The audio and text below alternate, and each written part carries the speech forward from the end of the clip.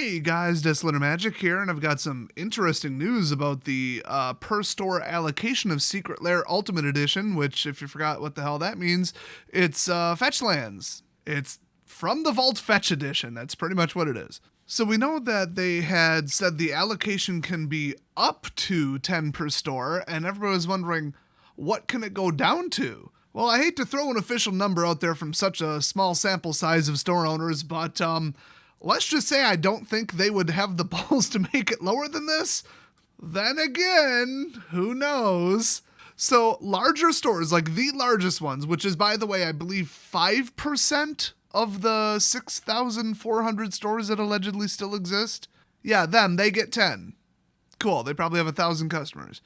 Good luck with that. The smallest ones appear to be getting 3. Oh boy. So the smallest store that I know of, we're talking they're open like 15 hours a week or something. And I mean, bad example, they're not even in the WPN program, but if they were, and they could have been, and they actually used to be, so okay. Even there, they would probably have 30 people who would be interested in just buying it day one cash. So that's going to go over really well with the customers. Like the vast overwhelming majority of people aren't going to be happy because it'll be sold out to somebody else. They're probably going to have to do like everybody who's interested, put your name in a thing, pull it out of a hat. That's who buys it. So let me see if I got this little project straight here. Wizards comes out looking terrible because they look greedy for printing fetch lands and then having them probably be priced at like, $150 or whatever. Like there are no MSRPs, whatever. They know what it costs. They know what it's going to sell for. This is the most expensive Secret Lair ever. Now, I don't know what they're charging the stores, if anything. Haven't heard that yet. But I honestly doubt it's above like 30 to 70 even. And I mean at the distributor level, Wizards is probably pocketing, 70-80% of that tops. If the distributors are even open, this whole thing might collapse real quick. And then the whole thing is like, how do you deliver like a FedEx or UPS or whatever shipment to a store that's closed? I had heard that the solution for at least UPS is to just buy temporary rental storage trailers and just put the packages in them and queue them up until the businesses reopen. It's expensive. It's dangerous because somebody could break in and steal everything you just got shipped, all your inventory and everything, and make things 10 times worse. And it's going to be crazy expensive. So yeah, that'll go over well. So the timing of it and the whole idea behind it are both separate disasters, and they're going to come together to make one mega disaster. But yeah, Wizards looks terrible. They look greedy, even though they're not printing enough to make enough money to merit like the bad reputation they got. So that was a mistake. Stores look bad because they don't have enough to go around. And then on top of it, they didn't print anywhere near enough to actually suppress the price of them. So this will do somewhere between next to nothing and nothing to the price of fetch lands. So this is a fetch land reprint that failed as a fetch land reprint. It's a greedy overpriced product that failed to make Wizards any money. And then they sent so little that the stores aren't actually going to make significant money on it. It's just going to be a headache for them and angry customers. Does that sum it up pretty well? I do not see one single upside to this product, the idea, the shipment, the distribution, the sales, anything. Nothing. There is nothing good about this. This was so stupid. So I got to thinking, okay, they know how like distribution and sales and that kind of stuff, they know how it works. Like, duh. They can estimate within reason what will probably happen if they print more of something or less of it, or charge this much or that much, or, distribute it this way versus that way. They have a pretty good idea. They could be off by 10, 20% and that turns into a disaster. Like EMA was way too short by 5, 10, 20% and it was $350 a box or whatever. And then they did a second wave and overestimated it and crashed it down to like, what, 170? Whoops. But generally they dial it in pretty close. They could not have looked at this and thought anything good other than, hey, people miss from the vault, let's bring it back and just call it Secret Lair and send it out differently. That's the closest I can get to like logic behind this. So my little tinfoil hat theory here, because I can't say the C word, is that they were going to print these to demand and like print them for like $50 and just hope people were like cool with that because, 10 a piece, hey. But then they thought, okay, people are going to know that this is just an absolute like pickpocketing of the singles market. Anybody stuck holding the hot potato that is fetch lands. Like, people were probably buying them for like $50 on buy lists and selling them for like 80. I mean, before they even ship, when you announce you're selling them for like $50 for a Secret Lair of 5 of them, there goes the prices. You just took people who personally own maybe a couple of them in their trade binder, have, 8 of them in decks or whatever.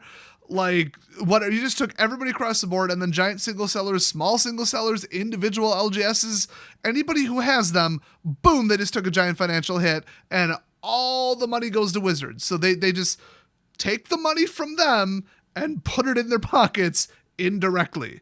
So what I think is at the last second they had it done, they paid for the artwork, they had them finalized, they had the proof sent to the printing facility, and then they at the last second changed the print volume, or let them print them and just destroyed 90% of them. And they said, we're going to look like the good guy. We have to send these through stores. We cannot have the reputation. We cannot have people just like blowing us up on social media universally across the board on every platform, every website, because we decided to do something that greedy. Even if it would pocket them 50 to 100 million or something, it's still not worth it. So I really do think that was the initial idea and they changed it at the last second. That is my theory, because nobody would have called the way they did this now a good idea. That's like my entire evidence. But if you think about it, it makes sense. So regardless of the plans, the intentions, or anything, they shouldn't have done this. They should have thrown it in a Masters set, reprinted it, or just redone Modern Horizons if they don't want to be seen as going back on their word. That Masters was a bad product and canceling it was a good idea, so just have Modern Horizons actually have reprints in it that are like good and in Modern. Hell, just do a Modern Horizons 2 with 10 fetch lands and then just go nuts with whatever the hell else you want to put in it. I don't care. We don't need every Modern reprint. Like, we kind of do, but the fetch lands, I mean, your mana base is the most universal to people needing them.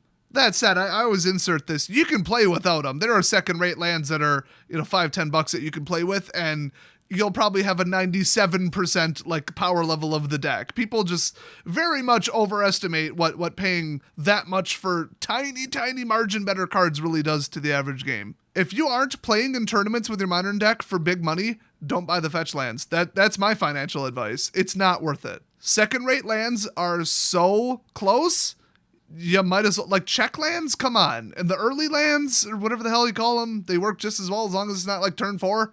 I mean, there are alternatives out there, guys.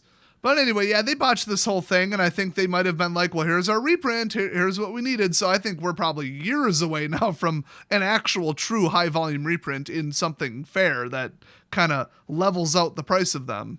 Like, if they're part of a 250-card set, that's what I mean. So it doesn't look good, but yeah, I'm actually personally pissed that it's not like, 10 go to the biggest stores and like 7 go to the smaller stores or something just to help them out now, because, 7 times 150, like that could be a month rent. But 3, they're sending out 3. I even have the screenshot to prove it, a screenshot of the email. I mean, come on. 3 boxes, you might as well not even bother. I mean, it helps stores out a little bit. It's a tiny amount of money, and if it's a tiny store in a cheap place, I mean, $300-400 profit, okay, I wouldn't turn down, hell, $50, let alone a couple hundred. But still, this is just so bad, and people never got over the initial reaction of, wow, Wizards is greedy. Nobody, like, really sat down and thought, oh, this is such a small allocation, it's going to stores, it supports stores, it's supposed to make them money, and it won't really crash the prices, cool, I get it. Like, nobody's thinking that. So they lost on all fronts. This is terrible. This was a dumb idea, and hopefully they don't do anything this stupid in the future. I mean, they will. Also, breaking news, Wizards just announced something called Wizards Event Link. The way they're describing it is it's an alpha version right now, but I guess you can test it, it looks like. I kind of skimmed. Oh, if you're a WPN member and a store owner, you can test it. So they say it pairs the Magic the Gathering companion app, which is horribly inadequate and not even 10% done. And it's going to help you organize remote play, whether that's via webcam, that's interesting, or Magic Arena. Let me just recommend Arena, but I mean, if you got the paper cards, I get it. So Event Link is completely an alpha, but I guess this is like the final version of, hey, we're actually going to give stores money and let them like run digital tournaments like under your name, and you're the one who got them into the game and signed them up, so you can get a kickback off it probably or something.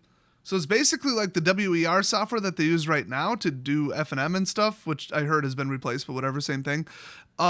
Except that you could host like a remote event. So you would like start an event called like Remote Magic Arena Direct Challenge Event in the title, and there you go. Then you hit like open event to start it. There's a 6-character code, and then I guess you give the code to anybody participating, and then Arena does the rest, which is what I was asking for earlier today. So boy, they got that software done quick. That was a couple hours. Damn. Okay, just kidding. I believe my exact words were, they have to be working on something like this already. Well, looks like my 2 degrees in software development actually helped for something. I predicted the future by a couple hours. Hooray for me. So if this goes wide, this will be cool. I mean, you could have stores that are like completely closed now, just hauling in money from the entries and stuff. I mean, people can play on Arena all they want for free, but if they want to play with people they know, they want to play with local people, especially if local people don't run, net decked obnoxious bullshit just to win. Like people who know each other, keep it civil, keep it friendly, and just run funny decks and stuff. And then, you win, you get bragging rights with people that are like local that know you, and, there's a lot of upsides. Plus, cash prizes. You can't get no cash prizes on MTG Arena or like actual physical paper product prizes. And, people got scheduling issues if they run like a tournament on a different day and online, or you could like maybe do it remotely from a laptop if you're stuck somewhere like at work. Who knows? Wouldn't recommend it, but it's an option. You could participate in F&M basically, or something similar to it, run by your store, make them money while not being able to get all the way there because you're traveling, busy, home, sick, whatever, quarantine. I'm more thinking of the future. And then your store still makes money and you can still win cool prizes and you can still play with friendlier people that aren't, from all over the world, anonymous, and who cares what they're running because they have no respect for you. I think very few people have trouble, justifying running overpowered, broken shit and, horribly rude turn 30 Esper crap. They just want the win. Like, they paid for those cards. It's on Arena. They don't know you. They want the win. Who cares who you are? Being a slow-playing asshole while cooking dinner, while texting their friend, while checking Facebook, while watching Netflix, they don't care. They don't know you. So I think if it's run well, it will be a better experience. So I hope this all gets up and running. If I can find some screenshots or accounts of people checking it out, that would be wonderful. And if you're a store owner and you run one of these, let me know, the story about it. You can always hit me up on Twitter DMs. They are not restricted to follow back. And I even check them like once a week. Or just leave a comment. I read 100% of comments. I'm a very fast reader. And close out the video, I might as well say this because I haven't said it in like 2 months. I hold all comments for review, so if you don't see your comment, it's because I'm sleeping or at work or something. If you don't see any comments, I mean, that's the same reason. It's not just you. Like, all comments from everyone are held until I can see them because I'm sick of stupid comments. It takes an awful lot for me to delete a comment, but ones that are just blatantly wrong, incorrect misinformation, horribly offensive, or spam, lies, malicious, scam, links, people impersonating wizard. I get the whole damn gamut in my comment section. Bunch of other wannabes, self-promotion bullshit. Yep, nope, I take care of that before you can see it, but your comment gets swept up in the cleansing. Sorry, but it is what it is. So, just keep that in the back of your mind if you don't immediately see comments or replies, and I will see you guys next video.